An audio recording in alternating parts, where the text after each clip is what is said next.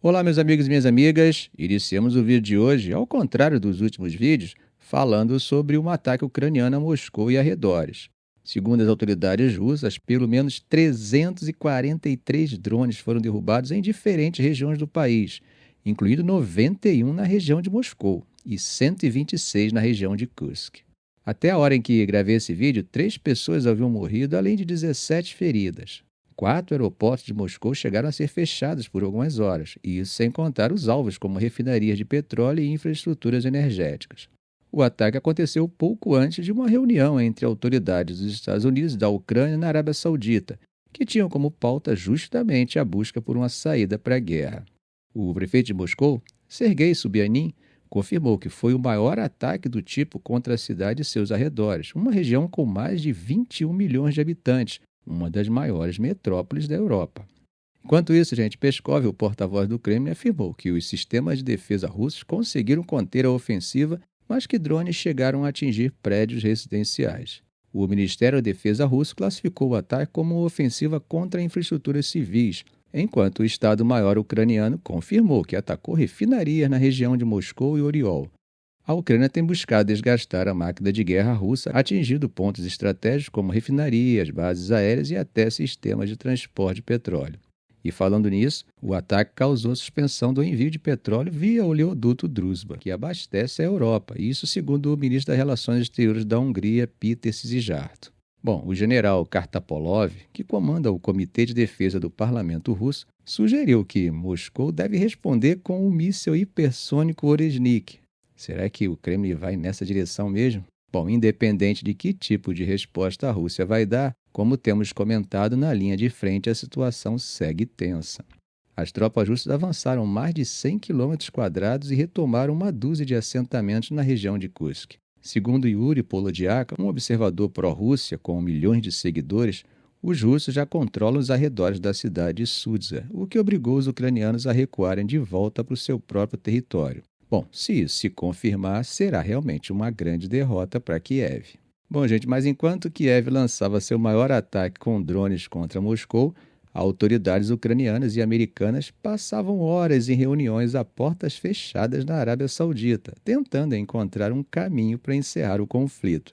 Mas será que essa negociação tem realmente chances reais de avançar?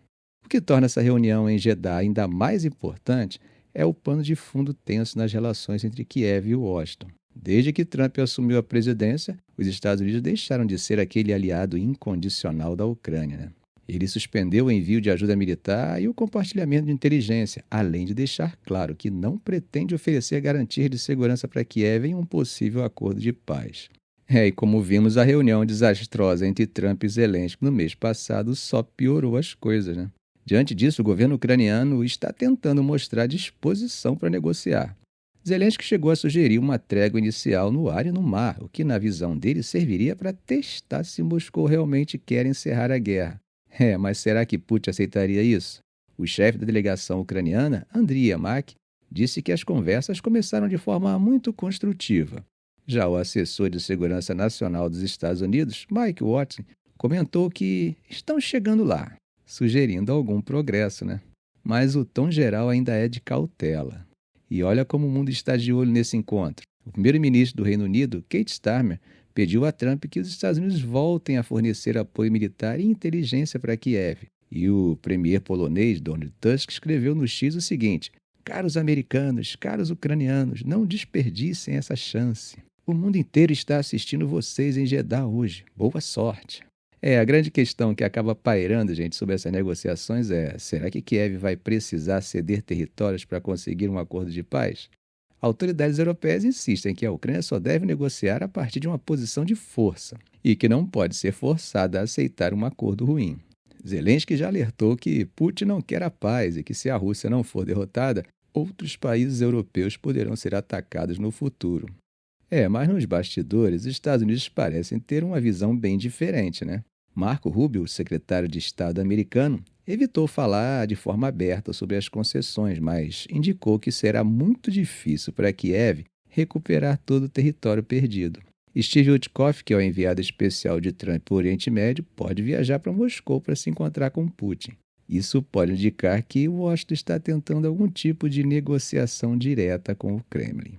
Bom, gente, enquanto os representantes diplomáticos dos Estados Unidos e da Ucrânia discutiam a portas fechadas na Arábia Saudita, Zelensky se reunia com o príncipe herdeiro Mohammed bin Salman para tratar não apenas da guerra, mas também de possíveis investimentos sauditas na Ucrânia. Segundo um comunicado conjunto publicado pela agência estatal saudita SPA, os dois discutiram formas de alcançar uma paz sustentável, justa e abrangente para a Ucrânia. Bom, a linguagem do documento é bem diplomática, né? Mas o que chama a atenção é que, além das questões da guerra, a conversa incluiu acordos para fortalecer as relações comerciais entre os dois países. Os setores citados foram energia, indústria alimentícia e infraestrutura. O comunicado fala até em explorar oportunidades conjuntas na área de petróleo, gás e petroquímicos. Bom, gente, apesar da euforia daqueles que veem Trump, como um amigo da Rússia disfarçado de árbitro, o Kremlin está adotando um tom de cautela em relação à postura de Washington na guerra da Ucrânia. Ou seja, enquanto muitos na Rússia veem a mudança do governo dos Estados Unidos como uma oportunidade, Dmitry Peskov, que é o porta-voz russo, veio a público para dar um choque de realidade. Segundo ele, Moscou não pode se iludir com a postura de Washington e deve sempre estar preparado para o pior. Esse alerta veio justamente no momento em que a ajuda militar dos Estados Unidos à Ucrânia está suspensa e as forças russas estão avançando em Kursk. Depois da treta no Salão Oval, houve diversos movimentos de Trump que claramente favoreceram a Rússia, como a pausa no envio de armas e a interrupção parcial do compartilhamento de inteligência. Desde então, gente, a Rússia vem acelerando a retomada de Kursk e intensificando seus ataques noturnos contra a Ucrânia. Isso acabou gerando comemorações entre políticos russos que interpretaram a situação como uma humilhação para Zelensky e um sinal positivo para Moscou. Só que o Kremlin não quer que essa euforia se transforme em complacência. Em um evento na Escola Superior de Economia de Moscou, Peskov disse que sempre precisamos esperar o melhor, mas estar preparados para o pior. Sinais e acenos para Putin é o que não tem faltado em Washington, Até Elon Musk contribuiu para essa história. No domingo, o empresário disse no X, o antigo Twitter, que a linha de frente ucraniana estaria em colapso se ele desligasse os terminais de comunicação Starlink. Claro, depois ele garantiu que nunca faria isso, mas o comentário já tinha gerado especulações. Segundo o porta-voz russo, a guerra não será decidida por essas questões. Ele reforçou que a Rússia continua avançando independentemente das decisões americanas e minimizou qualquer impacto da interrupção de ajuda militar dos Estados Unidos. Ele alerta que muitos russos andam dizendo por aí que tudo vai dar certo porque os americanos pararam de entregar armas e porque Musk pode desligar o Starlink. Mas ele diz que não é assim que funciona.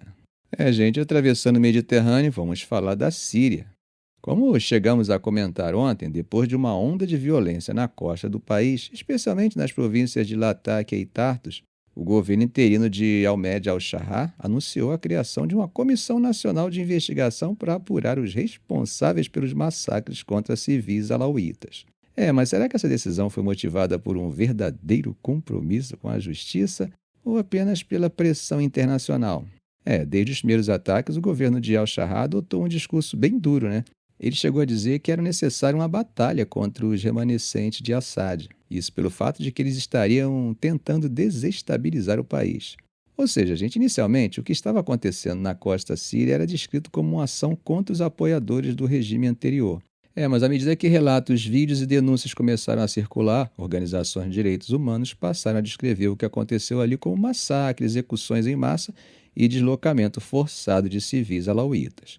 O efeito das imagens dos relatos acabou desencadeando uma reação internacional intensa, com diversos países exigindo uma investigação independente e ameaçando novas sanções contra o governo sírio. E é aí que vemos uma mudança no discurso de al-Shara. Agora ele afirma que os responsáveis pelos crimes serão punidos, mesmo que sejam pessoas próximas ao governo. O secretário de Estado dos Estados Unidos, Marco Rubio, classificou os eventos como um massacre que não pode ser tolerado e defendeu uma investigação internacional independente. Washington foi direto ao ponto. Se não houver justiça, o governo sírio pode enfrentar novas sanções. A União Europeia também se manifestou alertando que, se os responsáveis não forem identificados e punidos, o bloco poderá suspender seu apoio político e econômico ao governo de al-Shara. França e Alemanha também exigiram observadores internacionais para garantir a transparência da investigação. Até o próprio secretário-geral das Nações Unidas, Antônio Guterres, fez um alerta importante dizendo que comissões internacionais nem sempre garantem independência e justiça. Em outras palavras, há uma preocupação real de que essa comissão seja apenas uma forma de ganhar tempo e evitar uma resposta mais dura da comunidade internacional. Agora, gente, o governo sírio acabou ficando em uma posição extremamente delicada, né? Se ele não tomar medidas concretas, ele pode perder o apoio internacional e enfrentar sanções que aprofundariam ainda mais a crise econômica e política do país. Mas por outro lado, se ele ceder demais às pressões internacionais, vai acabar parecendo fraco internamente. E isso, é claro, né, poderia animar outros grupos a tentar substituí-lo. Ficamos por aqui. Se esse vídeo foi útil a você, faça um comentário, compartilhe em suas redes sociais, dê um like. E é claro, se ainda não for inscrito, inscreva-se no canal e ative o sininho para não perder os próximos vídeos. Ok, gente? Um grande abraço do professor Arão Alves.